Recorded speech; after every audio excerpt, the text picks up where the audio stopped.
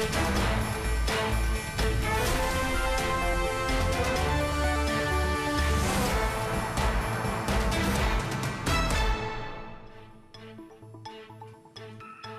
is almost 11 a.m. in Singapore and Shanghai. Welcome to Bloomberg Markets Asia. I'm Haslinda Amin.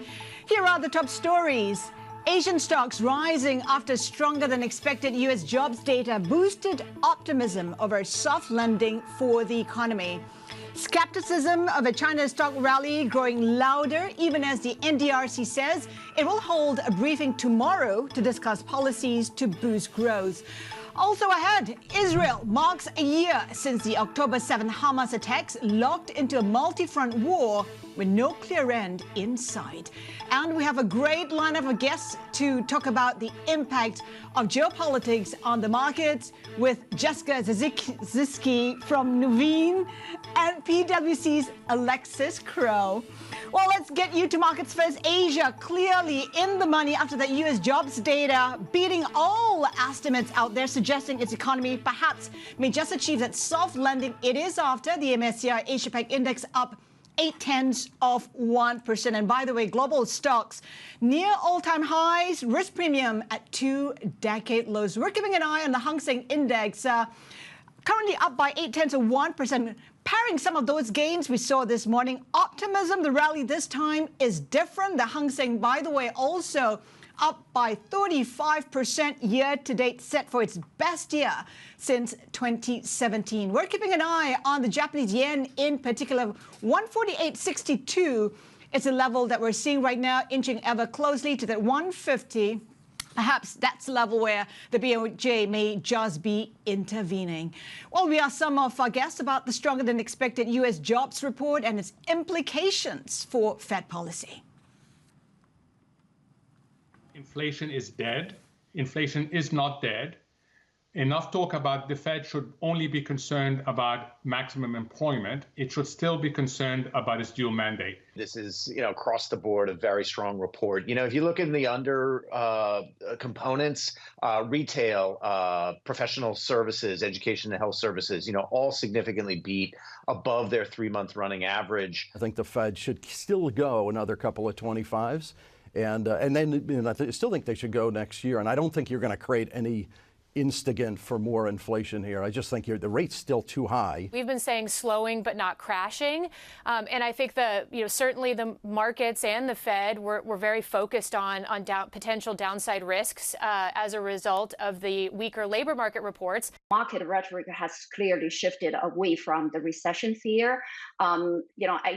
This is where also they expect less Fed cuts, right, in the near term. I think this is very much consistent with the Fed's message that there is absolutely no rush to cut. Let's get more perspective from Jessica Ziski, Global Fixed Income Portfolio Manager at Nuveen, which manages around $1.2 trillion in assets. Also with us, Bloomberg MLive strategist Mari Nicola. I'm messing up everybody's name this morning. Jessica, let's start with you. What recession? This is a very strong U.S. economy. Yeah, and that jobs number definitely showed that there's still strength in the U.S. economy. It was much higher than expectations. It was strong across the board when we think about private sector employment generation, which came in quite high.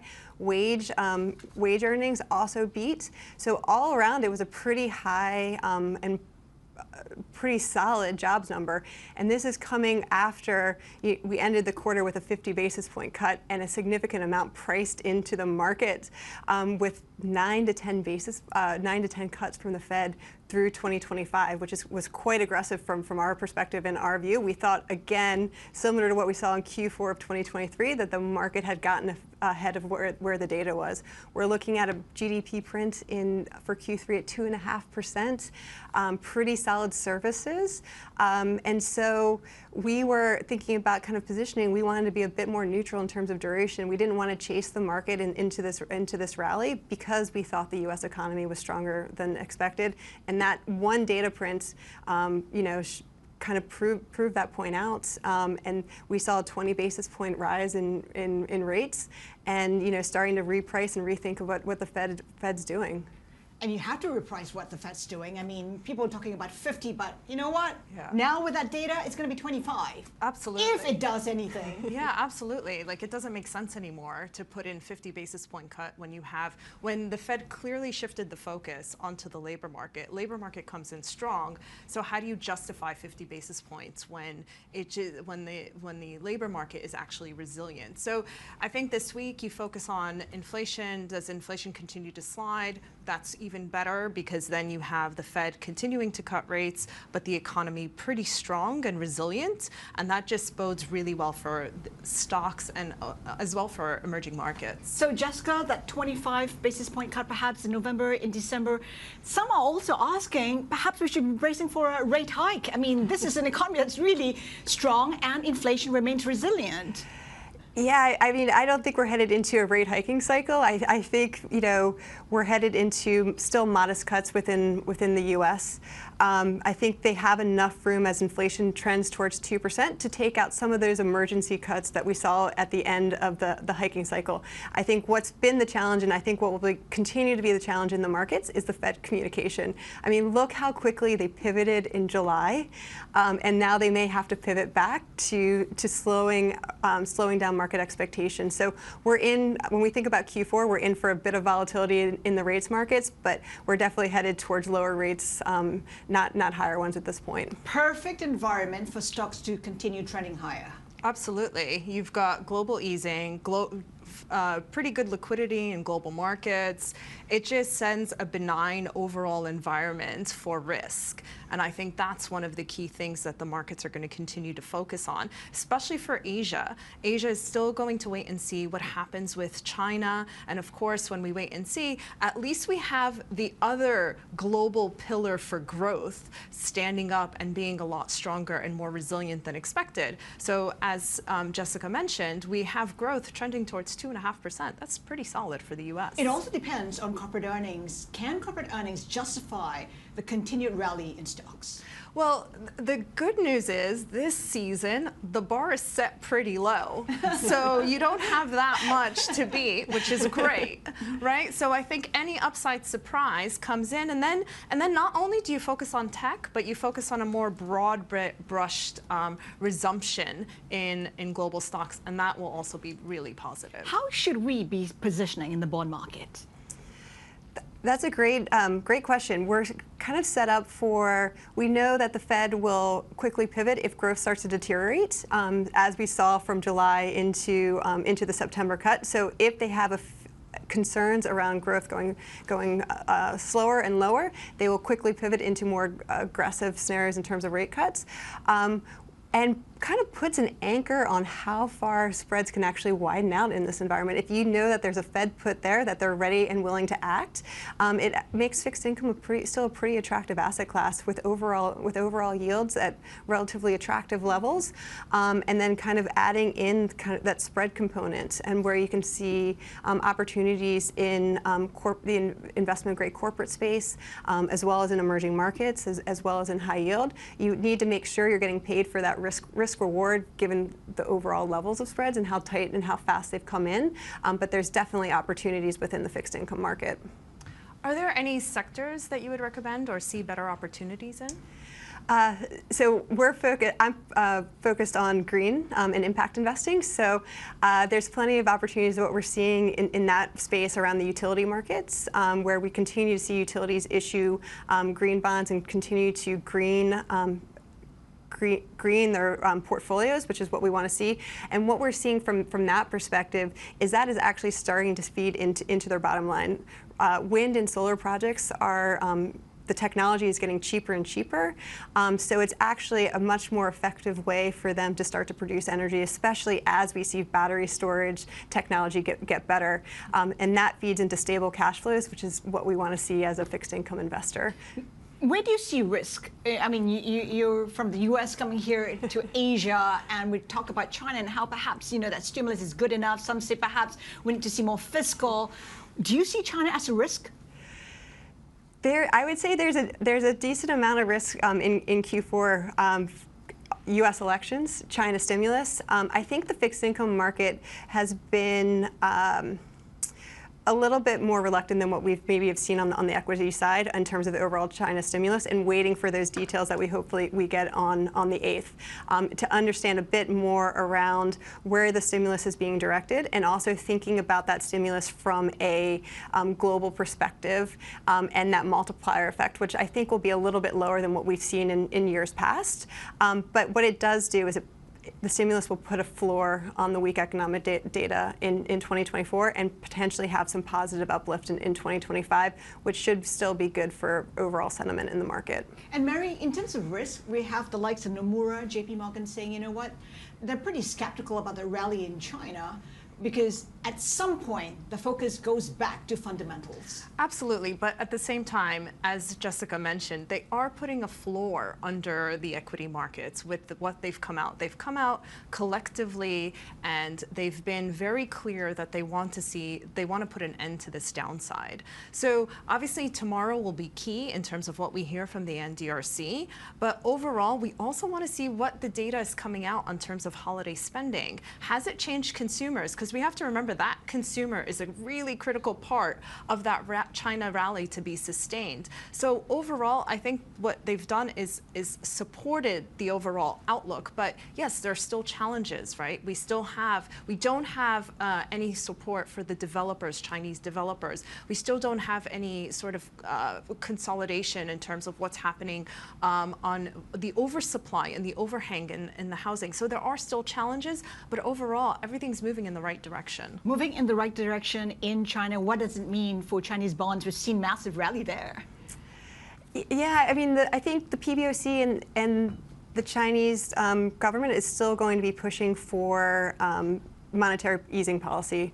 So the one piece I think in that particular bond market that we're focused on is actually the steepening of the curves, right? They've been very clear that they want steeper curves to support the banking sector. They do not want a repeat of what we've seen in Japan in the 1980s. And I think you can't really bet against that market. And so I think we're headed steeper for those particular curves. But ultimately, in the front end, they continue their easing cycle. How about the other emerging market bonds? Which ones are looking attractive?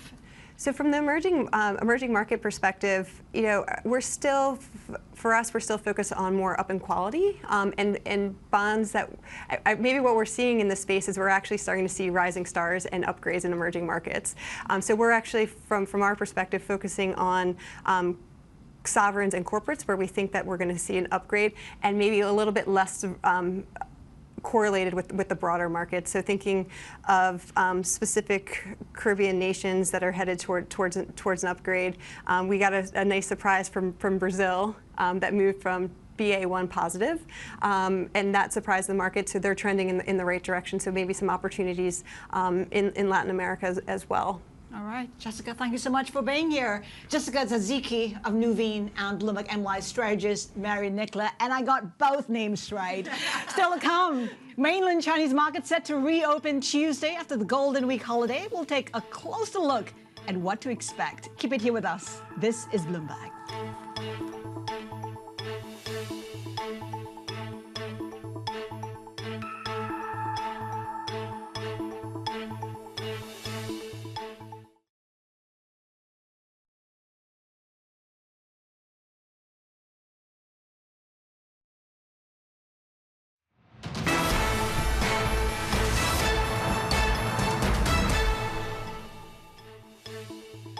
The Hang Seng in positive territory, but paring some of those gains, currently up by about 1%. The Hang Seng, by the way, is set for its best year since 2017, up about 34% year to date. Keeping an eye on the Chinese yuan, 709.21 is that level we're seeing right now. Trade is, of course, preparing for China's reopening tomorrow.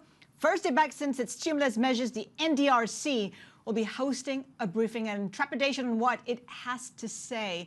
Now, China's economic planner will host a news conference tomorrow, as we said, to discuss the implementation of incremental economic policies. This comes as a world-beating rally in Chinese stocks is failing to convince some global fund managers and strategists. For more, let's bring in our China correspondent, Min Min Lo. And Min Min, what could we expect from the NDRC tomorrow? Yeah, expectations are running very high right after that very hard-won market rally that we have seen. The government really has to beat expectations here to keep that rally going. And we're looking out for the scale and the content of fiscal policies that hopefully the NDRC will sketch out tomorrow. Will there be more measures to shore up consumption, private sector growth and investment, or perhaps social security benefits, measures to boost employment, for example? And will there be more details about bond issuance as well? Now, that is usually the purview of the Ministry of Finance, but the NDRC does have the power to approve what sort of projects that these funds raised from the bonds can be used for. So will they perhaps announce a widening of those bond funds usage to buy up unsold homes, for instance? That's something that we've been watching for, because markets have been very disappointed with the pace of this local government special bond issuance. And one of the reasons of this lag in government spending has been the lack of suitable projects to invest in. So these are some of the things that we're looking for. Hopefully, we'll get more details tomorrow. In other news, Min Min, the EU voted to impose up to 45% tariffs on Chinese EVs. What can we expect next? Yes, so these tariffs have been a long time coming. They're going to kick in November. But until then, we know that both sides have agreed to keep negotiations going. So there is still a possibility that maybe that tariff could take a different form from what has been announced so far, which is up to 45% for certain companies if you count in the pre-existing 10% tariffs. And what's interesting that has developed so far is the Volkswagen CEO has called for some exemptions for some of these Chinese companies that make investments in Europe to open up plants there. And we know that BYD, for example, Chery is another one, companies that have plans to open up plants in Hungary, Spain, or Turkey, just to name a few. And so that could be happening. Perhaps the next stage of this EV tariff, if you will, could be some scrutiny into these plants and whether the EU will maybe require some sort of local content requirement in order to ensure that money is actually flowing into Europe and jobs and technology is actually flowing into Europe. Min Min Lo, Bloomberg's China correspondent, thank you so much for that. And stay with us for more insights on geopolitical risks and the impact on markets with PwC's Alexis Crow. That's coming up in just a few minutes. And we'll be watching the mainland Chinese markets closely tomorrow when they return after a week-long holiday. Here's a look at Hong Kong markets. Goldman Sachs helping sentiment, upgrading Chinese stocks to overweight. Let's bring in our Asia equities reporter Winnie Xu in Tokyo for more. Winnie, Goldman's call today giving stocks another lift. Will that extend to mainland reopening tomorrow? Right, so we're expecting a pretty strong reopen tomorrow for the onshore market, and that's pretty much playing this catch-up to the strong Hong Kong shares rally that we saw last week. So there's so much more room to catch up. And as we know, we have the NDRC presser tomorrow at around 10 a.m. So that timing comes at a very interesting timing because the onshore market is a lot driven by retail investors, and sentiment is rising very high for these investors who are opening up more new accounts and who will be monitoring this presser for more details on the fiscal policy and the further the details of the measures to boost the country's economy. So we're expecting brokers to also catch up a lot because that's pretty much the biggest gainer that we saw in Hong Kong stocks last week. So just today, we saw the Hong Kong stocks are also up, and from a September low, it's risen more than 30%. So there's a lot of room for domestic investors to come and join the rally. Like you mentioned just now, over the past week and just today, so many other global investors are raising their targets for Chinese stocks, are upgrading Chinese stocks. You mentioned Goldman Sachs saying that there's another 15% of upside for Chinese stocks, and that's similar to what Morgan Stanley and SocGen said, also mentioning that 15% of upside to go. And we also seeing other investors turning more bullish last week. That includes HSBC and even BlackRock. So you see that sentiment, people, not just the domestic investors, but also the global investors turning more bullish in such a short period of time to catch up with the Chinese rally. Well, the question is whether that rally is sustainable. We have the likes of JP Morgan, Nomura expressing skepticism. Yes, so on the bright side, we just mentioned so many upgrades, but there is another camp of people still remaining relatively cautious, and they're saying that they're worried if the rally is going too much, too far, and too fast. Like you mentioned, Nomura cautioned this to be something similar to what happened in 2015, and if the bubble is going to burst. And history has taught us this year that we saw a lot of rallies that were ahead of some of the holidays and so much expectation building up for the policies, but those rallies eventually fade. So people are worried that this may be another falls down. So they are cautiously watching a couple of things, whether tomorrow's presser can provide more hints on if the policy is really here to provide the boost. So how big is the boost, and how the government is going to actually implement it, and also consumer numbers. While we've seen some positive numbers from the holiday, Citi mentioned the recovery when it comes to retail, and also we've seen some positive data from according to kind of the retail side of the railway side of things. But we need to see if more data come to support that turnaround of consumer sentiment. And these the strategists who are still cautious, they mentioned that this is still more of a flow-driven rally, and we still need to see fundamentals to get better. However, on the technical side, we are seeing the CSI or HSI and HSCI still in the overbought range. So that also make people more cautious that the rally might have to take a breather at some point. But overall, Chinese stocks right now remained low valuation and very underweight in global equities. So when I talked to traders last week, they mentioned that sometimes at this point, because we're 2 months close to finishing up with the year, a lot of people actually have to catch up with adding more Chinese stocks so that they can be able to beat the benchmark in terms of yearly performance. Winnie, thank you so much for that. Asia equities reporter Winnie Xu in Tokyo. Plenty more ahead. Keep it here with us. This is Bloomberg.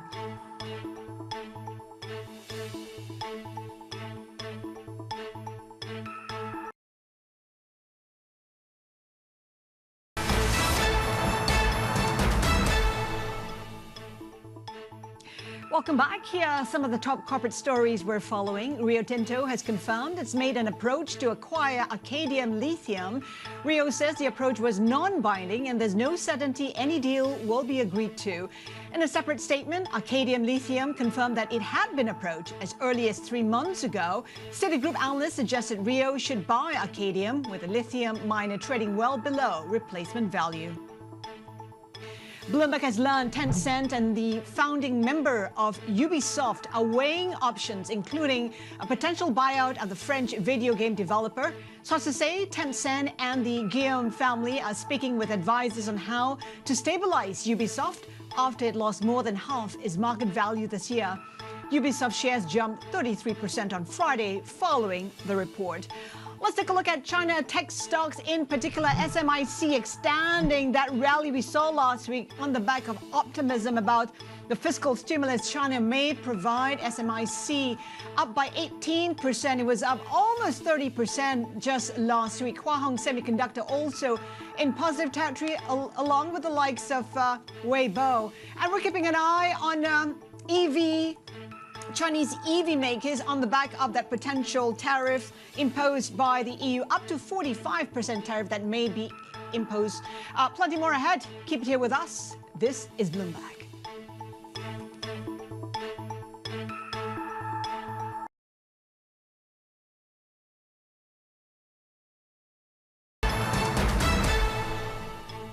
Equities have been underpriced.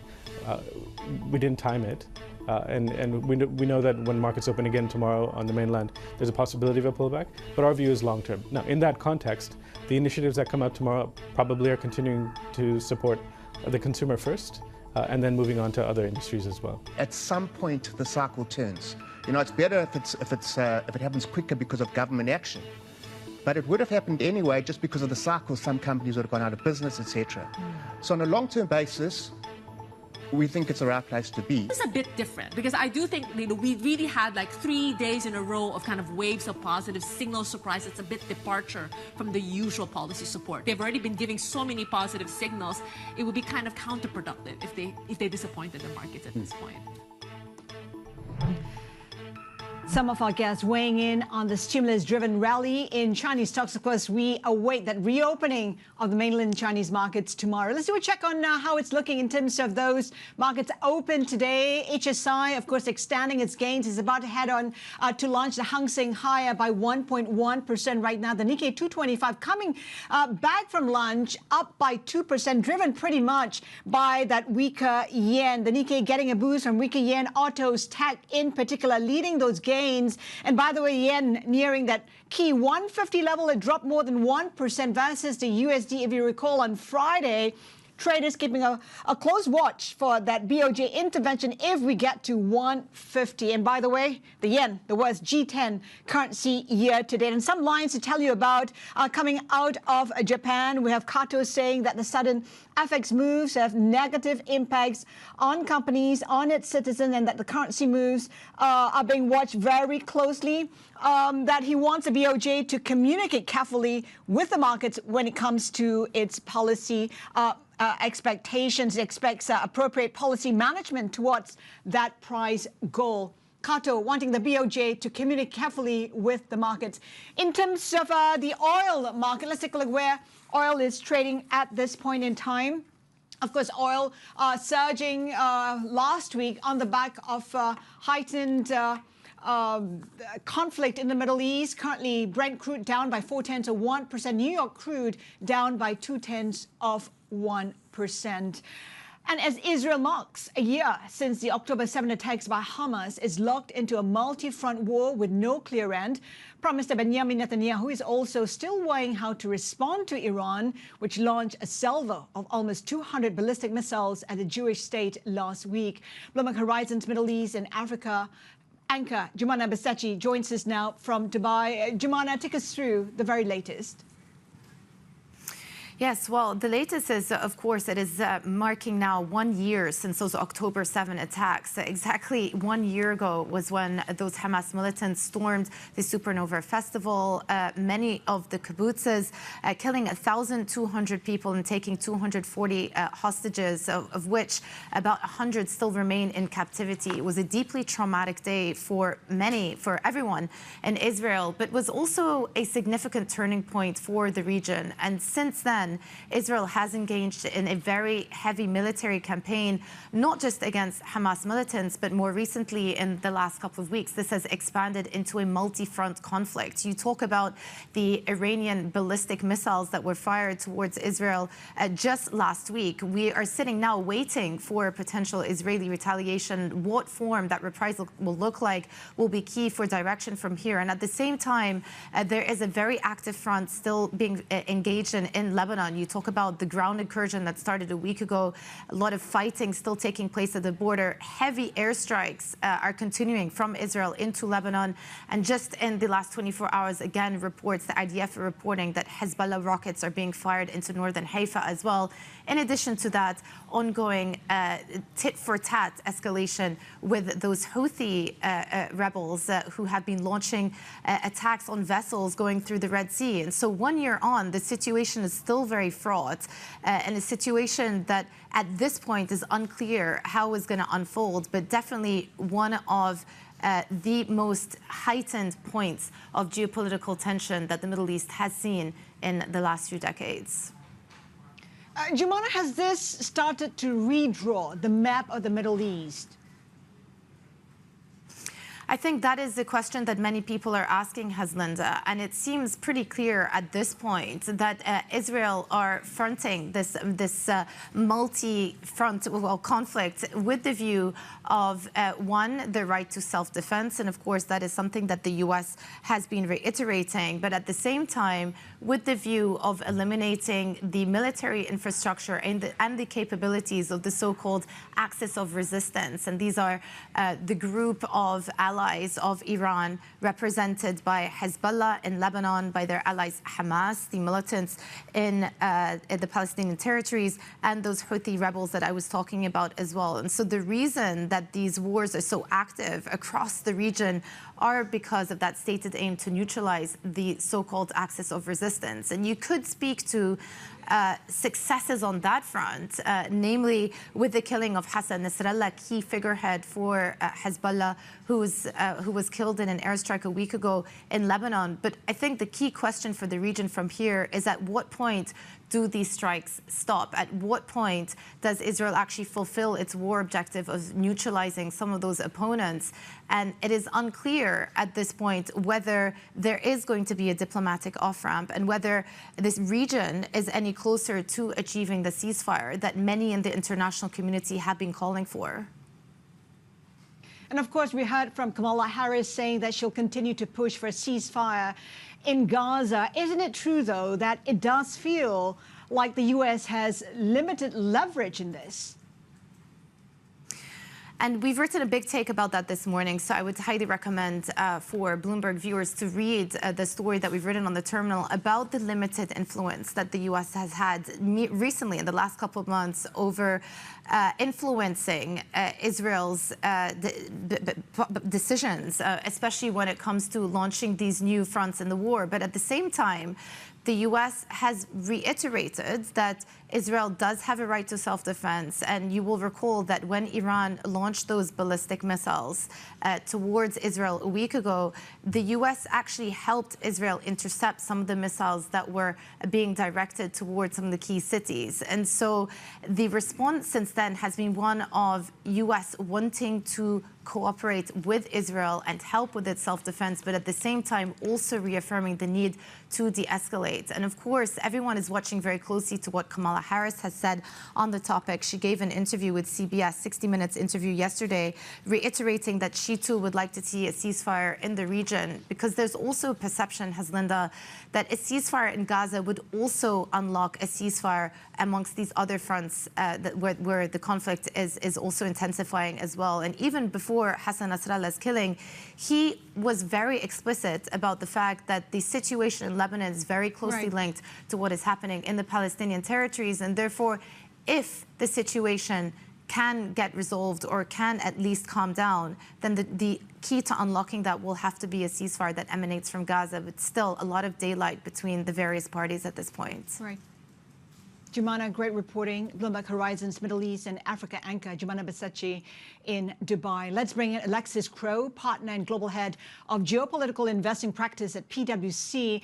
Good to have you with us, Alexis. I mean, is there a sense that there is an underestimation of the potential, escalation in the Middle East from here? If you take a look at where global stocks are right now, close to record highs, and we take a look at VIX at 19, which is still very low.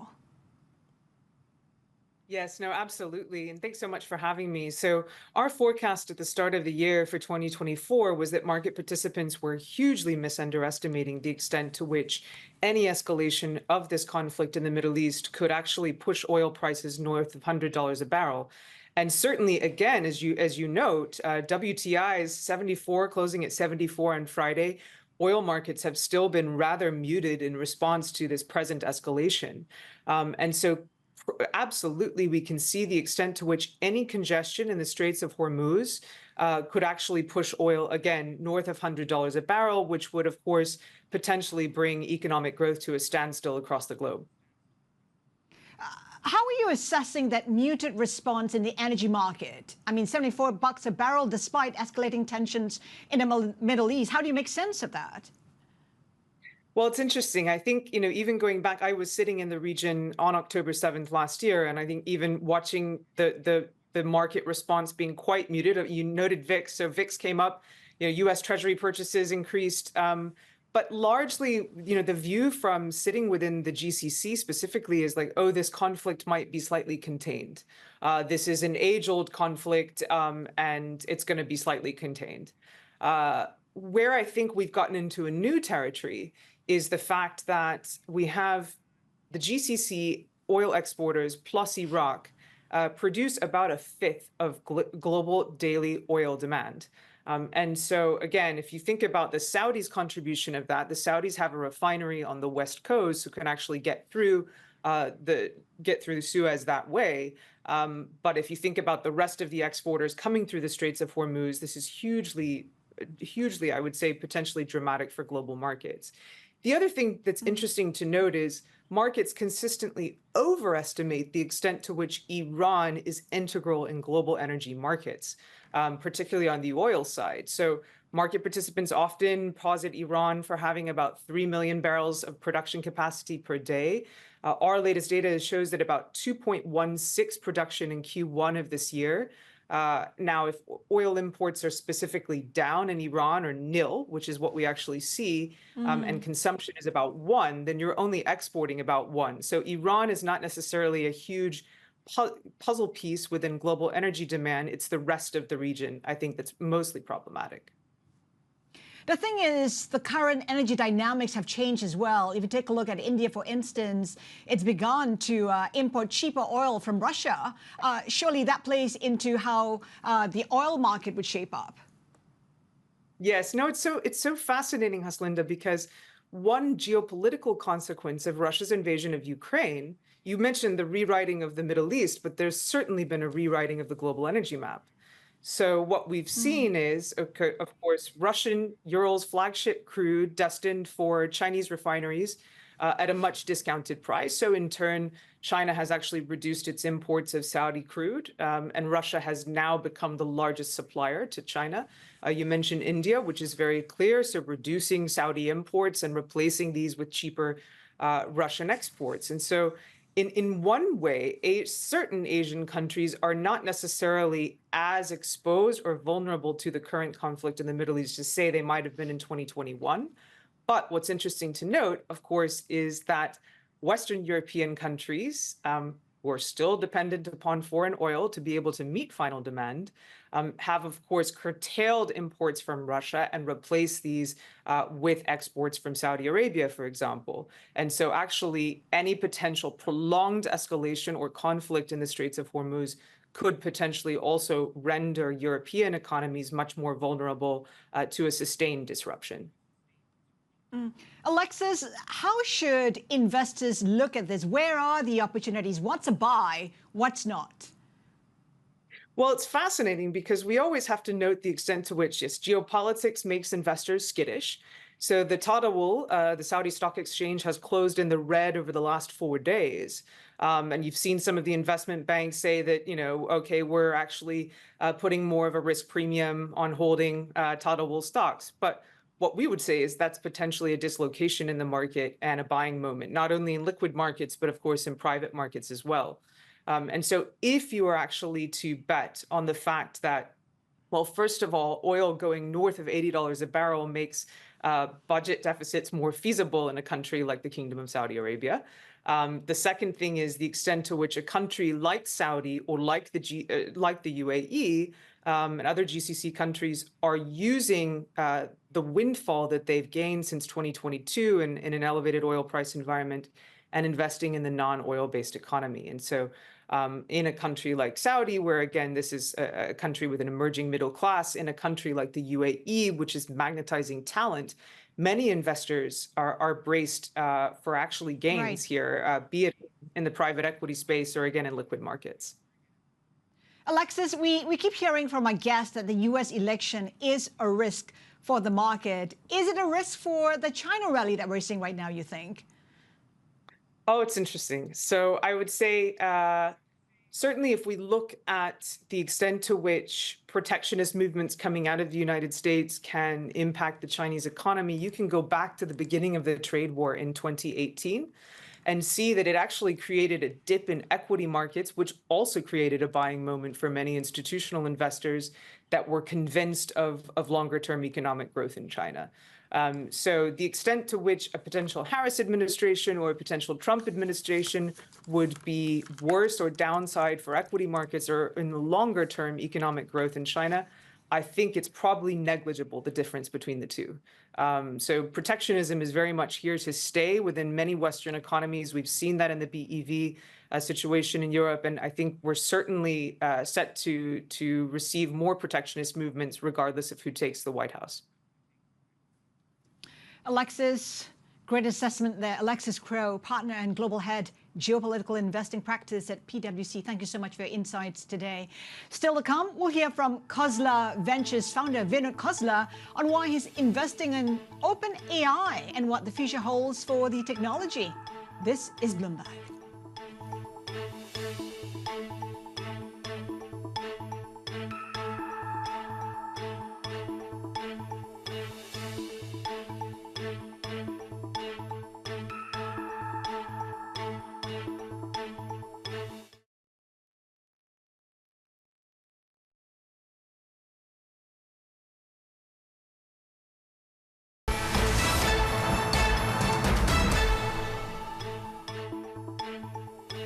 It has been trading for about 2 minutes now. Of course, we saw India under pressure last week, reversing some of the losses today. The Sensex up 0.5%. We have Nifty Bank Index also in positive territory, up 0.6%. Worth noting, Sensex down 3% in October so far. PE multiple down to 24.8 times. Analysts say that rally that we've been seeing in Chinese stocks contributing to the highly discounted valuation. Now, Khosla Ventures founder Vinod Khosla says AI is the most important tool in human history for creating abundance and a fairer, more equitable society. He told us more about his recent investment in OpenAI. It's the most important tool we've had in human history for creating abundance and creating a fairer, more equitable, more well-off society. The company that wins in AI will lead this race. I suspect more than one player will be participating, so it's not just OpenAI, but I'm very, very bullish. OpenAI is executing extremely well on product, which is what matters, and on revenue growth. So I'm excited for OpenAI as being a leader, but probably one of the leaders in this space.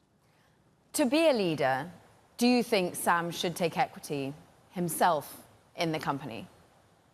That's for the board to decide. I do think Sam deserves something for what he's done, but it's not his highest priority. It's far from his highest priority. Vinod, what is your assessment so far of Sarah Fryer? My understanding, speaking to some of your peers and colleagues in industry, is that she prepared a pretty straightforward presentation that tried to educate those that didn't have as clear an understanding of the path forward and business model. And actually, a lot of investors got it. They looked at the presentation and went, OK, we're on board with this. What was your reaction to her and to that? Well, I've known Sarah for a long time. I was on the board of Square, now Block, when she was CFO there. So I've had a long relationship with Sarah. You're exactly right. She prepared a crisp presentation. It was simple, straightforward, said, here's where we are today. Here's where we expect to be a year from now. Much more than that is not that predictable. And it was compelling. Obviously, it was compelling to me. Otherwise, we wouldn't have invested. Fair. And what's interesting is you say, look, it won't be the only one, but you want it to be the leading player. There was some consternation, Vinod, that within the documentation, there was a push that anyone who backs OpenAI can't back its competitors in the future. Is that normal? Is that something that you want to see in such documents? You know, in very large bets, this is pretty normal.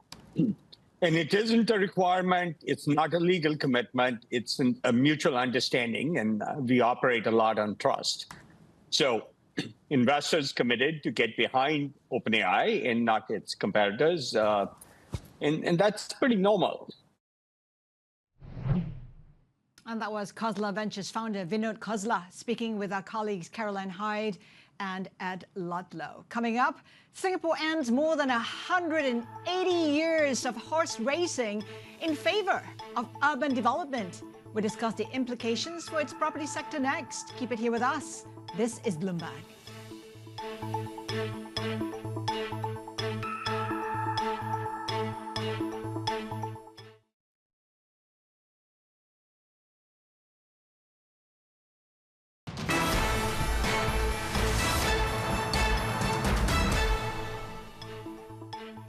let's take you back to the Lion City. The curtain has come down on nearly 2 centuries of horse racing here in Singapore. The Turf Club hosted its final race day on Saturday before its track was handed back to the government to provide land for new homes. Real estate reporter Dexter Lowe joins us now for more. Talk about the end of 181 years of history right there. I mean, some people were saying that they felt like they've lost something. Yeah, so it was quite a low-profile affair, actually, for something that's so historic, right? Basically, if you think about it, the Turf Club basically been the main audience that went there for these few decades is basically a lot of pensioners. So basically, retirees who have went there for a punt after they retired, and basically that was largely the makeup of the last day of Turf Club. So there were a lot of people in the 60s, 70s, 80s shouting, and it's very much a kind of image from a bygone era, right? But also there were quite a lot of horse enthusiasts as well as kind of a lot of people who did have a very special connection with the place. And basically that was kind of what it was like. It was a very low profile send-off, and there really isn't anything to replace it after that. So all in all, it was a sad occasion, but I think it's also very functional of how Singapore is, because a lot of land is being taken back and kind of used for new purpose every time. And that's just it. I mean, Singapore's not sentimental about, preserving a place just because of its history. It is pragmatic. It wants to build more homes. Talk to us about how this actually ties in with the fact that homes or property is really front and center in Singapore. So Singapore is one of the most expensive places to own a home, right? And it's one of the most expensive cities both for private real estate, but also public housing. And public housing especially has been a huge issue in Singapore because it has risen for 18 consecutive quarters. So the government is under quite a lot of pressure to basically increase supply and basically make sure that housing becomes cheaper in the future. One of the ways to do that is basically take back these large pieces of land. The Turf Club, for example, had over 120 hectares of land. So basically what this means is that in future, there's basically a huge pile of land that could be used for a lot of public housing as well as private real estate, which the government can sell for a good price. So that is basically what the government has said, and within the next few years, it's going to be earmarked for that purpose. A very pragmatic approach to governing in Singapore. Our real estate reporter Dexter Lowe there with the end of that Turf Club. The age, 181 years. Let's get you back to markets. Take a look where we are in terms of the benchmark in Hong Kong. The Hang Seng Index in particular up about 1% right now, extending its gains, which it set last week, set for its best year since 2017. HSTAC is one to watch, up by more than 2% right now. We have chip stocks, the likes of SMIC, among the biggest gainers. Of course, traders preparing for China's reopening tomorrow. The first day back since its stimulus measures were announced. The NDRC also set to be hosting a briefing. And worth noting, Goldman upgrading its China stocks to overweight. The Hang Seng Property Index in negative territory. Remember, though, we saw massive gains for the property index just last week, currently down by 0.4%. We're keeping an eye on oil prices on the back of escalating tensions in the Middle East. In negative territory right now. Brent crude down 0.4%. New York crude also in negative territory. Traders assessing Israel's potential retaliation against Iran for that missile attack last week. That is it from Bloomberg Markets Asia. Horizons Middle East and Africa is next. Keep it here with us. This is Bloomberg.